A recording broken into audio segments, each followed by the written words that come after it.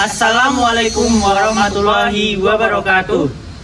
Perkenalkan, kami dari mahasiswa Teknik Elektro Universitas Diponegoro akan membawakan tugas akhir dengan judul Perancangan Smart Microgrid sebagai integrasi sistem kelistrikan dengan aplikasi Android.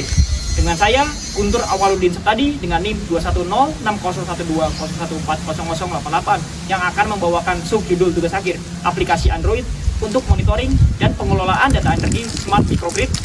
Dan saya Arya Permana Putra dengan NIM 2106012120027 yang akan membawakan subjudul Perancangan Integrasi Pembangkit Listrik Energi Terbarukan Hybrid PLN menggunakan Automatic Transfer Switch berbasis Smart Microgrid dalam pemenuhan kebutuhan listrik budidaya spirulina.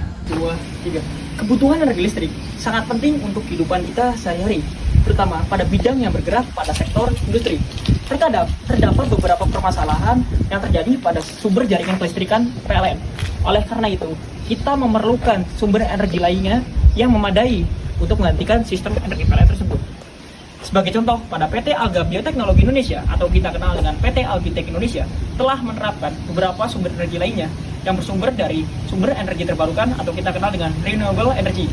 2, 3. PT Albitek mempunyai pembangkit listrik tenaga bayu dan pembangkit listrik tenaga surya yang akan digunakan untuk suplai kebutuhan listrik pada kolam budidaya spirulina. Namun, PT Albitek mempunyai permasalahan bagaimana cara perpindahan dari energi terbarukan ke PLN ataupun sebaliknya. Ditambah lagi, kurangnya sumber daya manusia dalam memonitoring terhadap parameter kelistrikan yang ada.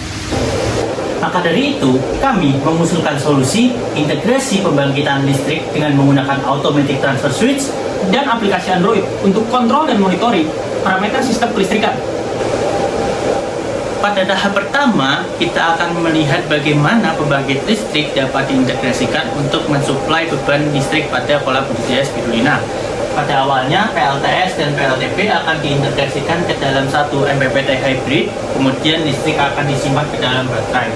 Listrik DC akan diubah menjadi AC pada komponen inverter. Lalu, bagaimana beban itu dapat disuplai dengan listrik akan menggunakan relay menggunakan konsep automatic transfer switch. Apabila kapasitas baterai masih melebihi 50%, maka relay akan bekerja dengan mengambil energi dari baterai yang berasal dari PLTS maupun PLTP. Namun, apabila ternyata tidak memenuhi syarat, maka suplai akan didapatkan dari PLN. Apabila terdapat kendala pada sistem otomatis, kita dapat mengubahnya ke sistem manual dengan cara dapat dilihat di sini ada tombol, kita dari otomatis ke manual.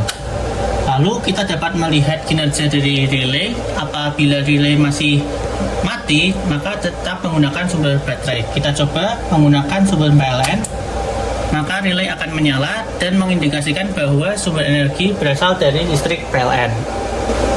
Selain itu, sistem ini akan dilengkapi dari berbagai sensor pada setiap komponen yang ada.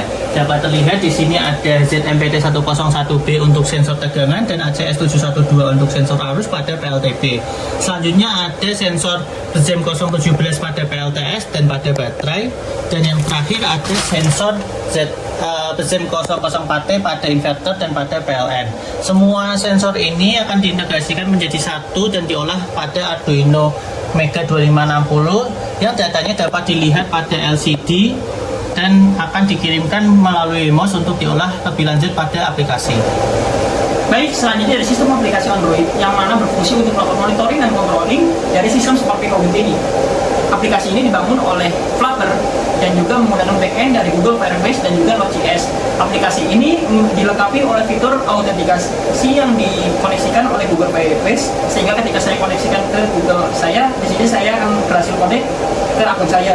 Di sini kita dapat melihat beberapa kondisi real time dari sistem Smart Microgrid-nya, dari PLTB, PLTS, inverter, baterai, dan juga kondisi dari PLN. Di sini terdapat beberapa dashboard utama dari penggunaan daya listrik, pengeluaran keuangan, dan juga perkiraan kondisi cuaca. Lalu terakhir kontrol daya energi. Di sistem kontrol daya energi ini kita bisa merubah kondisi dari PLN ke baterai atau baterai ke PLN. Kondisi saat ini sedang aktif di kondisi PLN. Ketika saya rubah ke kondisi baterai, sistem akan dikirimkan ke Wemos dan Wemos akan menerima data. Dan ketika Wemos sudah menerima data, dia akan masuk. Nah, ketika sudah ada bunyi seperti itu, artinya sistem sudah berubah ke baterai. Dan juga terakhir, sistem aplikasi ini juga dilengkapi dengan fitur notifikasi, di mana fitur notifikasi ini dapat memberitahukan user bahwa sistem smart microgrid telah berada di bawah ambang batas yang telah ditentukan. Sistem yang kami buat bermanfaat untuk optimalisasi dari penggabungan beberapa pembangkit listrik agar terintegrasi satu sama lain. Selain itu, sistem kita dapat melakukan monitoring secara real time dan melakukan controlling sehingga dapat menghemat waktu dan tenaga. Sekian dari kami. Hidup energi, hidup inovasi teknologi. Terima kasih. Wassalamualaikum warahmatullahi wabarakatuh.